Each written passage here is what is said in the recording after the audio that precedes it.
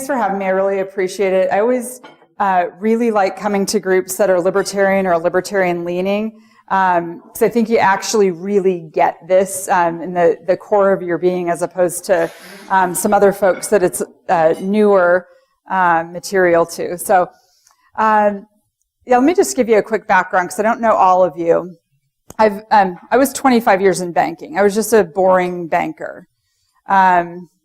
Had a paycheck, which was nice, different than politics, but I was just doing my thing. I liked politics, never thought that I would work in politics, just never saw that path there. In 2008, being in the banking industry in 2008, it was a tough period of time. Remember all the TARP and all that. And so I found myself laid off, which at the time I thought was the most horrible thing that could possibly happen to me. And now I'm very pleased that happened. But in 2008, remember, Barack Obama was running for his first term in office, and we were all kind of nervous about what that would be like. So I sort of tripped and fell into a Republican victory office in 2008, and I said, hey, I've got the next 2 months. Just do whatever you want with me. I don't want to look for a job in banking right now. So they put me to work, and that was 2008, and I'm still in politics. So I've just sort of gone from thing to thing to thing. So ran some campaigns, successful campaigns, decided that's a lot of work. I know Rick knows that, right? And started a political media company. So the part of running campaigns I liked was the messaging in the media. So I started a company to help candidates or causes message well. And you all probably know, since you catch these commercials on TV, political commercials by and large are kind of crummy, and they all sort of sound the same, and they're just, nobody wants to listen to them. If you've DVR'd, you're fast forwarding through them. And if you're watching them live, you just go do something else during commercials. So I wanted to do something that actually captured people's attention. So I sort of stumbled on this notion of the language of human equality. So many of you have gone through LPR, a few of us here have. They talk about this notion of human equality that it's not new to it's not unique to LPR, it's just out there. But we learned it pretty heavily in there. And that we are created equal to the government. We don't live in a country where there is some class of people by birthright who get to lord over us and make decisions. We own our lives. And that makes sense to everybody here, but to normal people, normal people don't go looking for political discussion. They run from it. So they're home watching something right now, hoping nobody talks to them about politics. But they vote. And so it's up to us to have language that they can actually hear. So what does human equality language sound like? So Mike mentioned my Udall Lied campaign. Okay, that was great fun, just for the record. I don't think anything will ever be as fun as that. Mark, remember before Cory Gardner got in, there were like 8 people in the race, something like that. And Mark Udall was sitting on a pile of $5 million, and he was going around Colorado with his jeans and his bolo tie, and like, yeah, we believe you. But nobody was defining him. And I thought, gosh, we're going to have a primary where we're going to have all these folks beating each other up. We're going to have whoever comes out of it bloodied and battered running up against this guy who's Mr. Colorado with $5 million. Somebody should define him early. So I decided that I would just take a stab at that. So like a year ahead of the election, this was a couple weeks before Christmas, and I was texting back and forth with my media guy who helps me with my commercials, and the thing that we came up with was Udall Lied. That simple. It was no more complicated than that.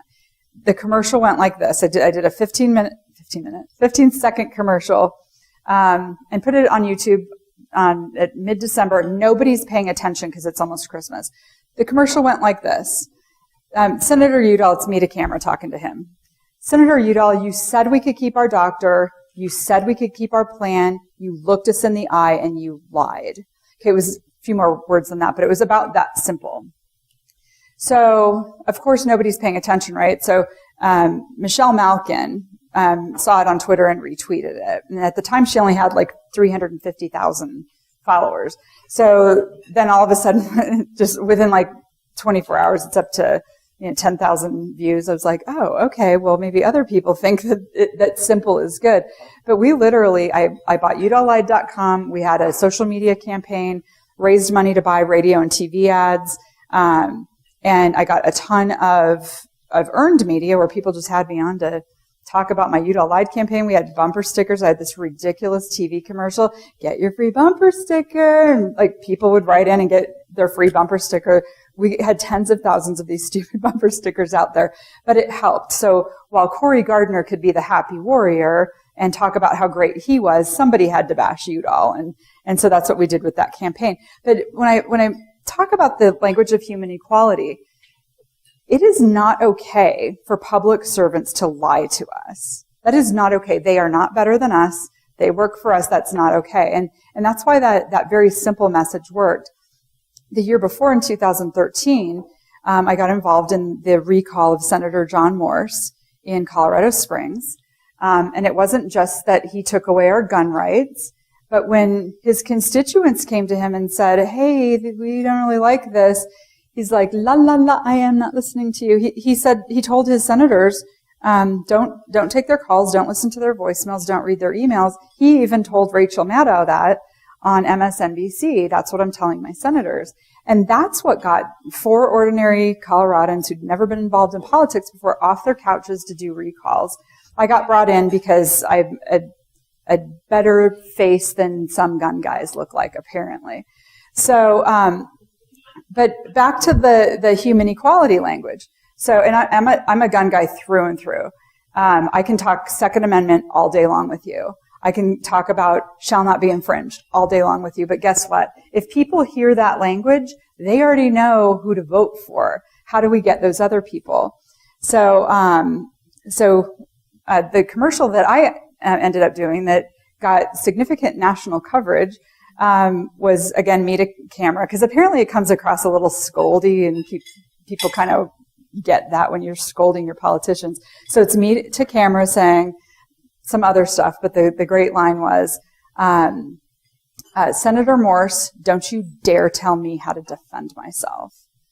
And I liked the line. I thought it was a great line. I didn't know how far it would go.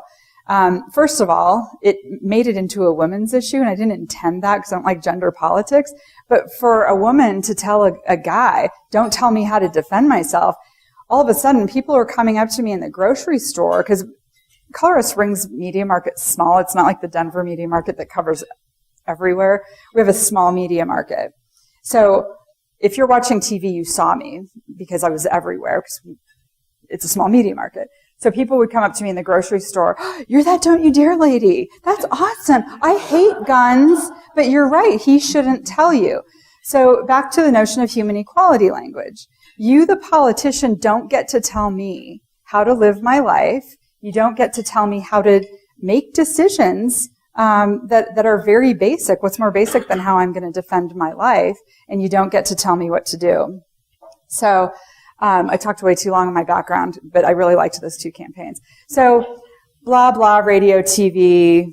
I'm apparently relatable, so I'm going to keep doing what I'm doing because it's working. So that was 2013, 2014. 2015, I wrote a book. Why did I write a book? And it looks like this. I'm sure you all saw it walking in. So why did I write a book? At the end of the Udall campaign, or the end of that U.S. Senate race, I had written an article for the Denver Post, or an op-ed, pardon me. I called it, How Pro-Choice Are You? That was my title for it.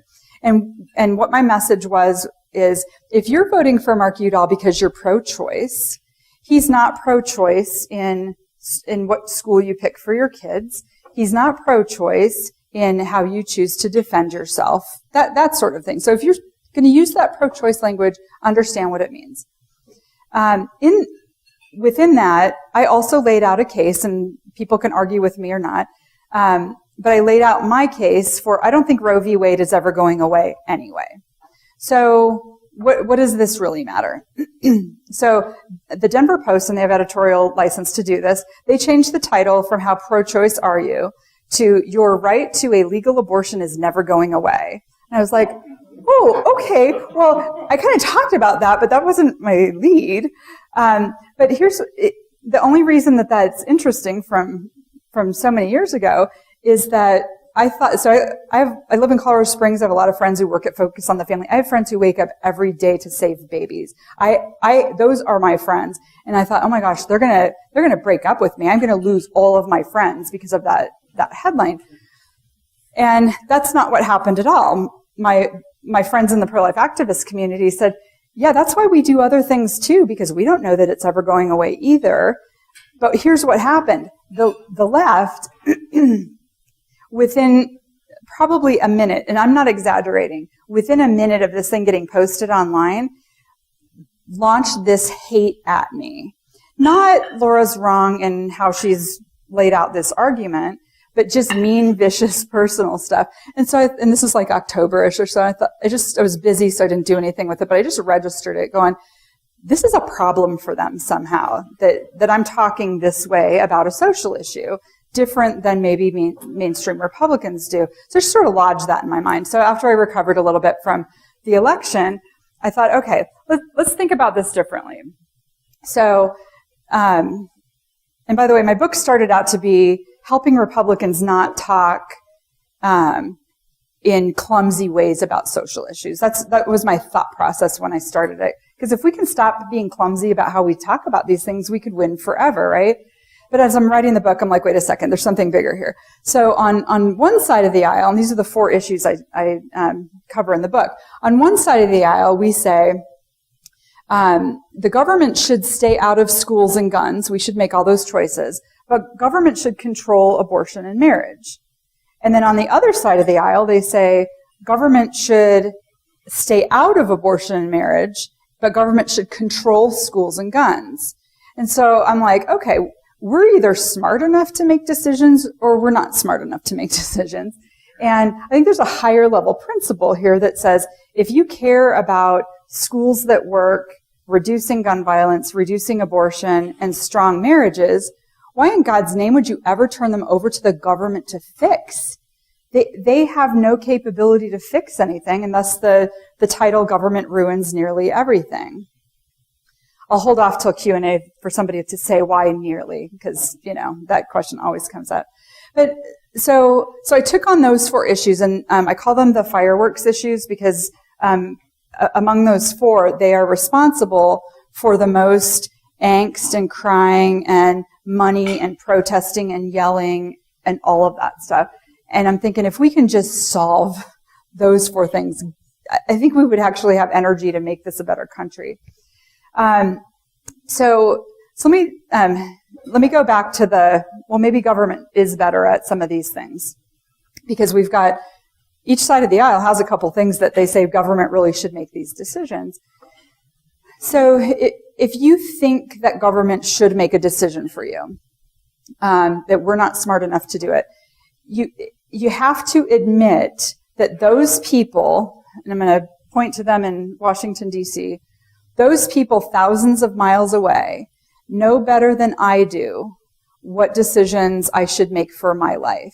Now, this can be anything from very complex issues like these fireworks issues to, is it up to Michael Bloomberg what size soda I should drink? Is it up to some bureaucrat what kind of light bulb I should have in my house? Or am I better equipped to make that decision? So there's a section in the book that in case somebody says, yeah, those people are smarter, they have more degrees and they work in this bureaucracy that's been gathering all this information over decades. In case you are thinking that, I lay out its pages of some of the things that might document for you that government officials are actually less smart than us, given some of the things that go on in government. And I refer to this concept of the betters versus the bumpkins. And there are people who think that if not for these very educated, government people, usually they're on either coast, we wouldn't know how to make decisions for our lives. And there are people who really, truly think that, although in this room, we would never think that. We're liberty-leaning people. But there are people who literally think, they're the ones who say it's for the children. We have to make these decisions because it's for the children. And many, many people believe that.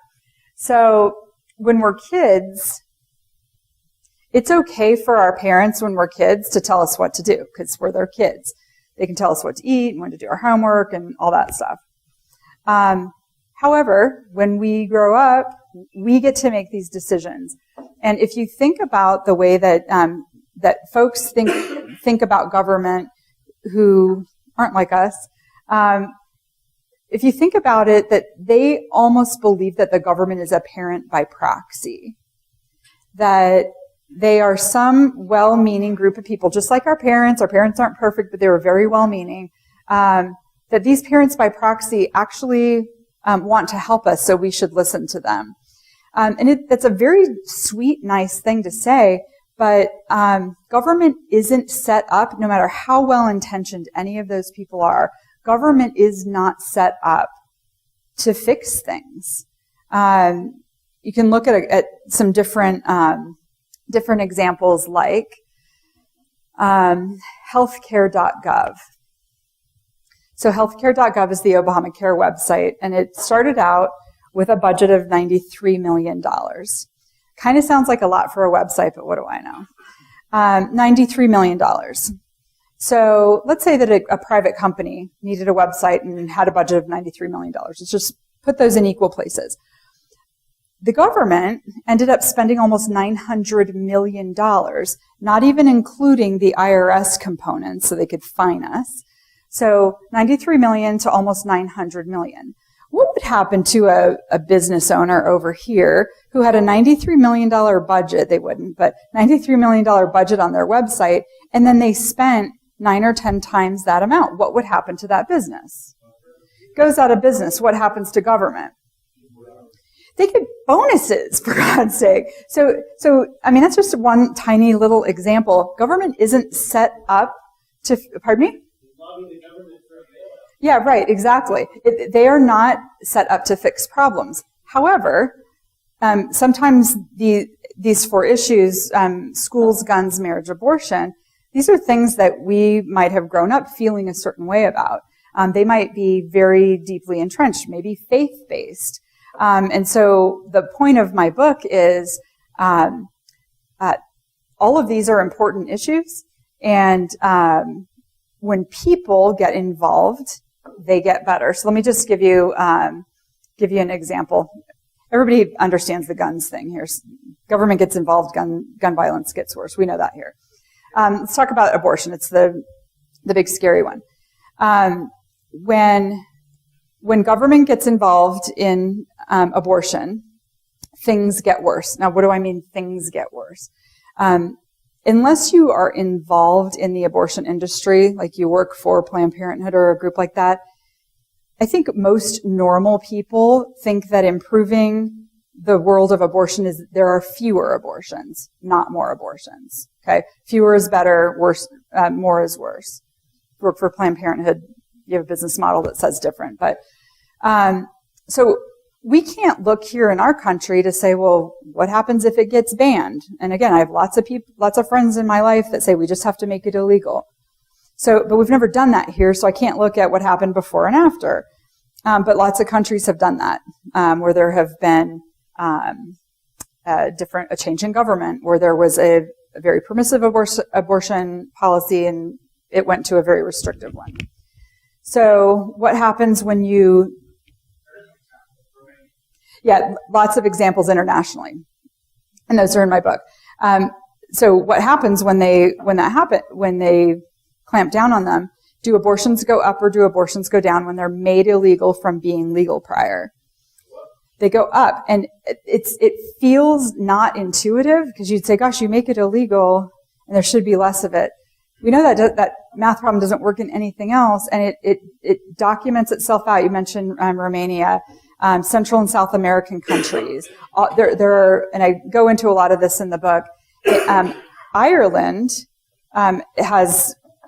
it's illegal to get an abortion in Ireland, but you can go to England, and England has statistics on how many of their abortions are done for out-of-country people, because it's really close to Ireland. So it's not fixing it, it's not making it better. So I ask people on all of these situations, how do we make this better? What has been proven to work? Not what feels right.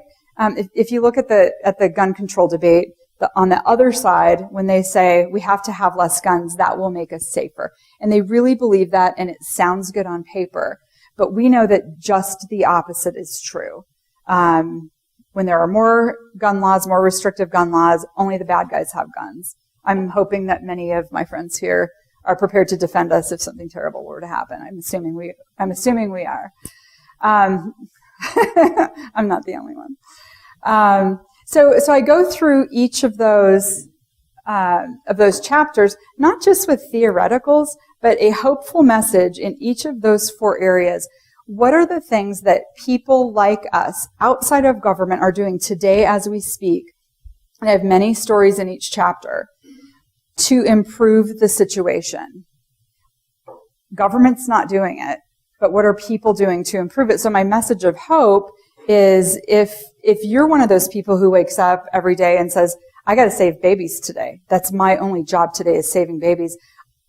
I have stuff in the chapter on that. There are some great groups doing great things completely outside of government. And part of the reason that they are doing great things is that they are outside of government. And that's really important to pay attention to. How am I doing on time, Mike? You're at 21 minutes. Okay, perfect. So, lots of details in the book about all that stuff. Freedom is messy business. This is another thing I talk about in the book. Freedom is messy business. Probably not shocking to the group here. But think about, I might not always like what my neighbor does with his freedom. So my neighbor might not like that I'm a gun owner. I might not like that my neighbor takes his kids to fast food 3 times a day because I have a great organic garden in my backyard and they could have my vegetables, whatever. Okay, so I can just not like that and he can just not like that and we can just go on and be Americans and live our lives, right?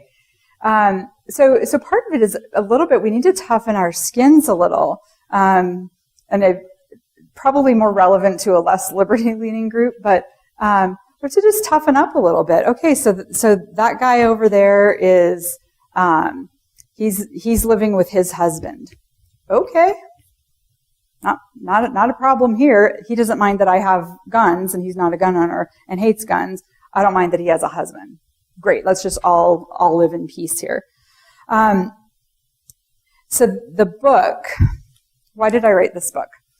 I thought people on both sides of the aisle were talking about freedom incorrectly. And I thought there was an easier, simpler way to talk about freedom that normal people could hear. And I give you ideas in the book. It's a very simple book, as Bob here will tell you. It's Bob gave me a hard time in a different speech on this. When I was out in Durango speaking, a guy stood up who had already read the book, and he said, "This is the book that you give to your neighbor when they're pissed off at government and they don't know why." And Bob stands up and says, "What if you're pissed off at your government and you do know why?" But it's a simple book. You don't have to be as interested politically as we are to understand it. But the book is giving you ideas of how to give permission to your politicians to stop fixing things. I'm going to say that again because it's really important. We have to give our politicians permission to stop fixing things. So I was up at the Capitol today testifying on a gun bill, a good gun bill, and ran into my state representative and ran into a couple of people, and I'm literally saying, you're not running any bills to fix things, are you? Because we don't need you to fix things. We need you to take government away from us. So when the majority of politicians get that, I think things will be significantly different. I'm going to read you one little thing from the end of my book. And this is, it is a blog post from a friend of mine called "My Utopia is Filled with Things I Despise." He says, now this is him talking because it starts with a gun thing. He says, "I don't much like guns and will probably never have one, but in my utopia there are guns. I don't smoke. Cigarettes, marijuana doesn't matter, not my thing, and kind of nasty. In my utopia, people smoke. I don't have use for a big church. In my utopia, steeples litter the countryside. In my utopia, I trust you. My utopia isn't filled with people like me, nor anybody who I would want to set the rules for me. Neither I nor any dictator, no matter how benevolent, is wise enough to identify some universal good behavior beyond leaving other people alone and prescribe it for the rest of us. In my utopia is filled with things I despise and the choice to avoid them." And I included his blog post at the end of my book because it was always one that just felt so right to me, that it's not our job to create this world, politically especially, where everybody is just like me. We really want people to live their lives the way they choose to live them. And sometimes that means that freedom is a little bit messy.